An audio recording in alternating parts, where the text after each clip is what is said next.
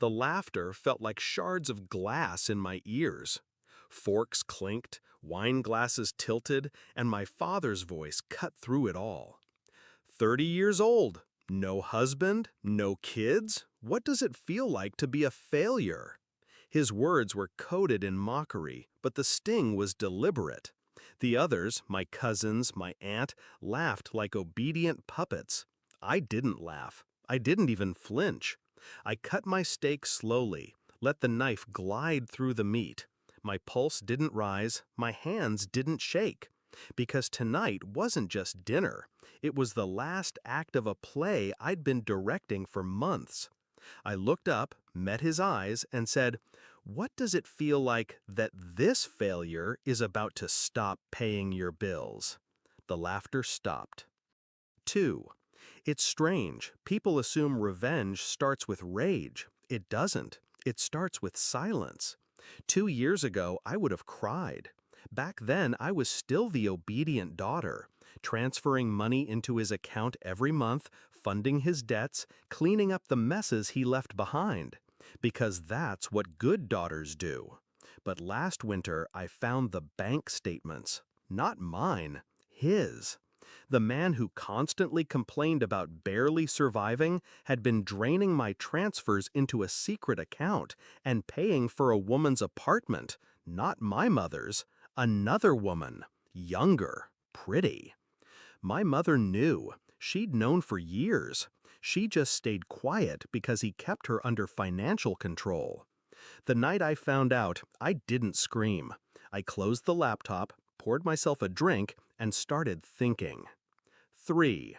I watched him for months, tracked the lies, the dinners he had with old friends that were actually hotel stays, the way he kept borrowing from relatives, knowing I'd always bail him out.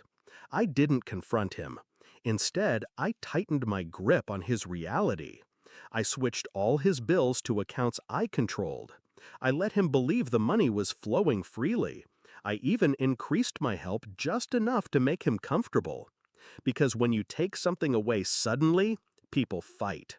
But when you let them lean so heavily on you that you become the floor under their feet, when you finally pull it away, they don't fall. They shatter. 4. The plan was simple. By the time I cut him off, everything would already be gone. Step 1, sell the properties I had put under both our names, quietly transferring my share into my sole ownership first. Step 2, redirect all his credit lifelines so that without me, they'd collapse. Step 3, quietly pay off my mother's debts, move her into an apartment under my name, and give her an escape route he couldn't touch. It took 7 months. 7 months of smiling at family dinners while he bragged about teaching me discipline. 7 months of pretending to be the daughter he could belittle without consequence. And then, tonight came. 5. At the dinner table, I watched him smirk after his little joke.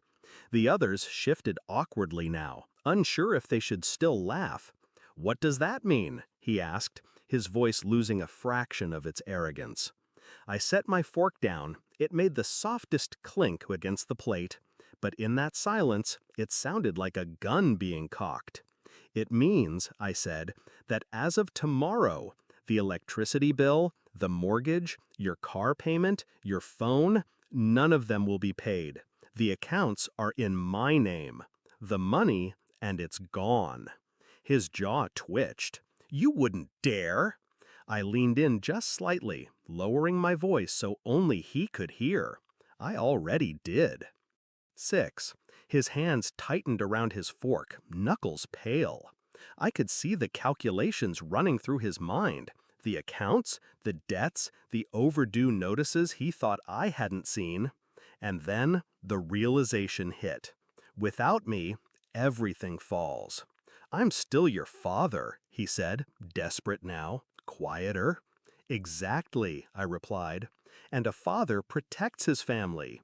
You sold yours." His face drained of color.